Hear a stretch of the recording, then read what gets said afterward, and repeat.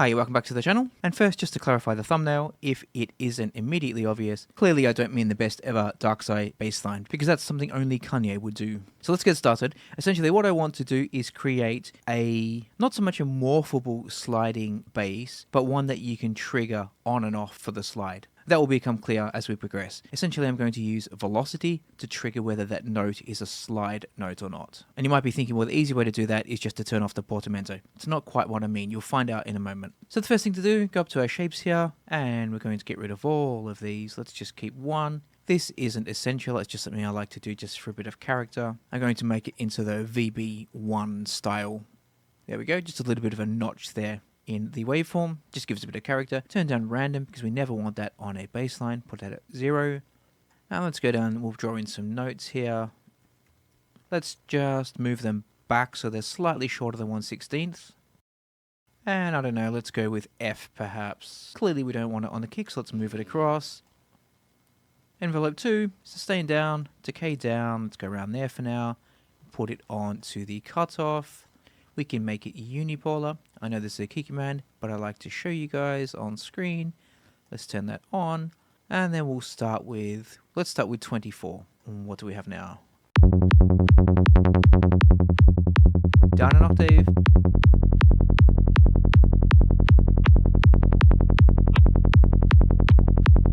Bit again. Nothing new so far or whatsoever. Let's add mono and legato, always on, and let's turn it up around there.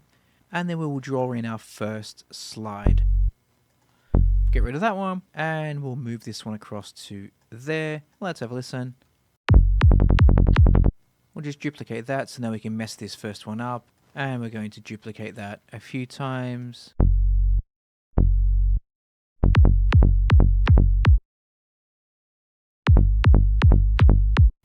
So listening back now, we can't really hear any slide going on. And that's because we have to cut off quite low because we need it for our kind of plucky element for the main short bass. So let's turn it up around here. And now we can hear our slide going on. But we want it variable. I'm just going to undo so we put it back to where it was, which is there. And we're going to attach macro 1 to the cutoff, and I think it was around there that we liked it. So now let's have a listen.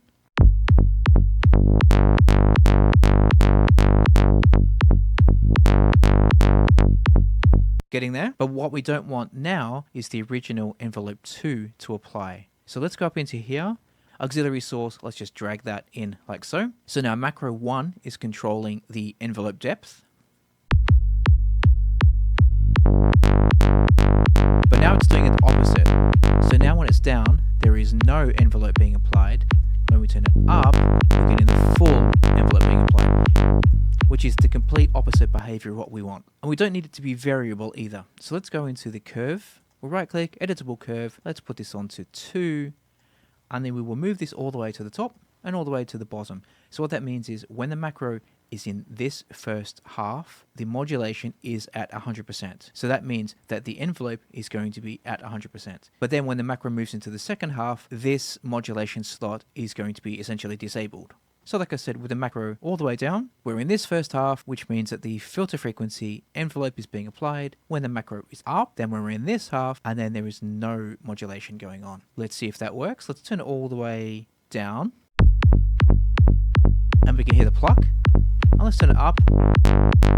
So that's working. It is a bit misleading when we look at this display up here, because don't forget that every time the note starts, it is moving the cutoff up to here and staying up there. It gives the impression that the envelope 2 is being applied, but it's not. I also think the depth is a little bit too high, so let's turn this down.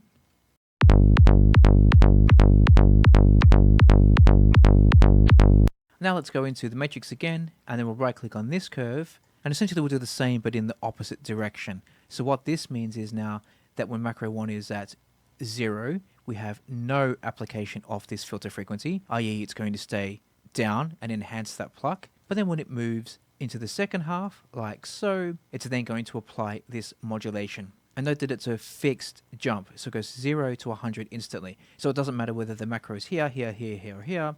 As long as it is above or below 50, that's when it applies this change immediately. It's a stepped change. So this is like a switch essentially.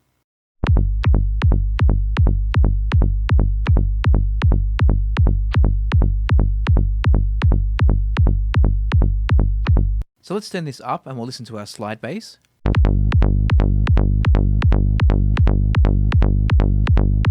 So now we're just a little bit of fine tuning, very slightly adjusted the decay, cut off again very slightly, resonance turned down, and now we have this.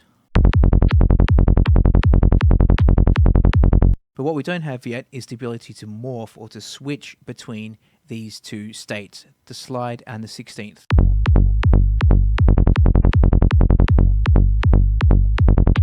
So it sounds great on the 16ths, but the slide isn't working. So to do that, let's go up to our matrix here. We're going to add velocity. So note velocity, and then we'll apply this to macro 1. Let's turn this all the way up. So now when the velocity increases, it's going to trigger this macro, and it's also going to trigger this macro. And because we have these set as switches, the velocity is also going to apply like a switch. So what that means is, let's just loop this one.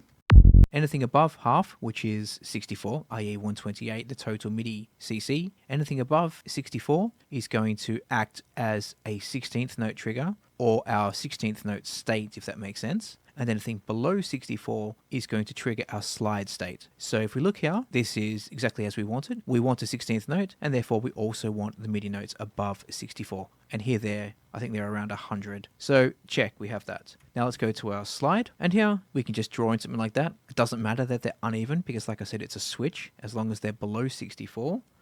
And now let's have a listen to this.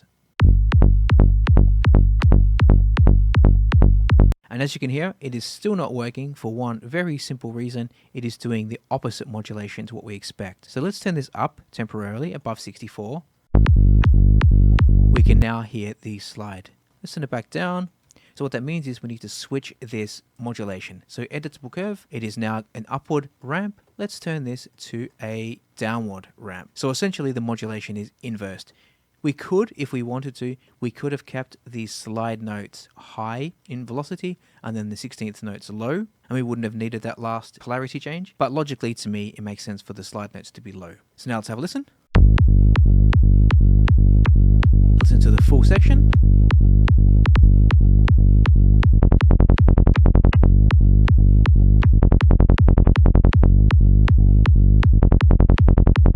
So now we're getting somewhere. That's basically the homework out of the way. Now we just have fun. So let's go in and draw something fun here. I'm just going to loop this first one. And let's just draw something at random. I'm going to keep this to the F sharp minor scale. And then we'll get funky with it for the first time. Let's in here. Let's draw a 16th note. And don't forget, they're all slightly shorter than a 16th. So don't get confused when I say 16th. That's what I mean. This one, because it's 16th, we'll put it above. And then here we'll go into a slide. Even though there's no note to slide on it, it'll still have a longer sustained note. And then here, let's delete these. And then we can just duplicate this one out like so. Duplicate. And one more like so. Now let's have a listen.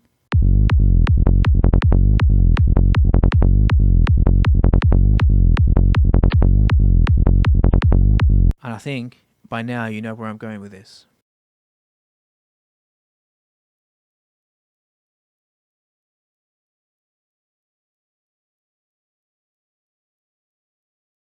Let's get our notes in order. So we want slide, 16th, 16th, slide, slide, or let's call it long notes, and then 16th, 16th, 16th. No idea how this will sound.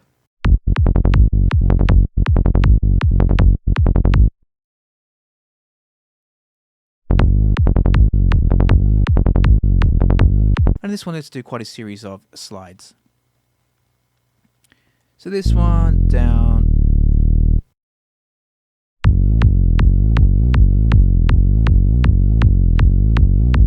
And then we can drop into a 16th. Let's have a listen to this.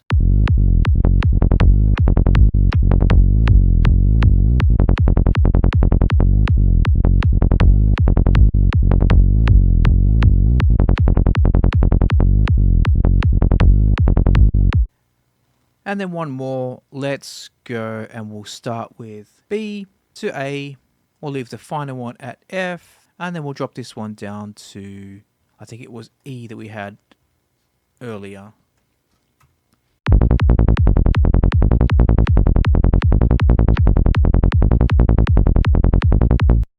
Let's have a listen to this. I know we have 5 bars, so not really a loop, but just more of a section.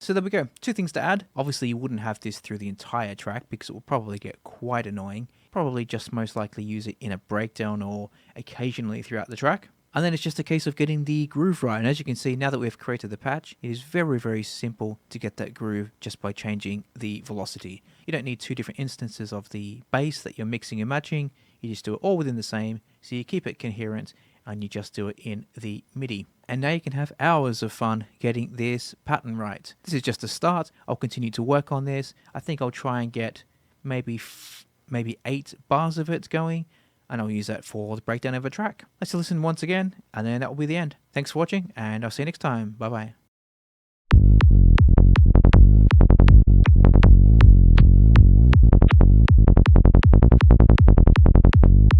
See you next week. Bye.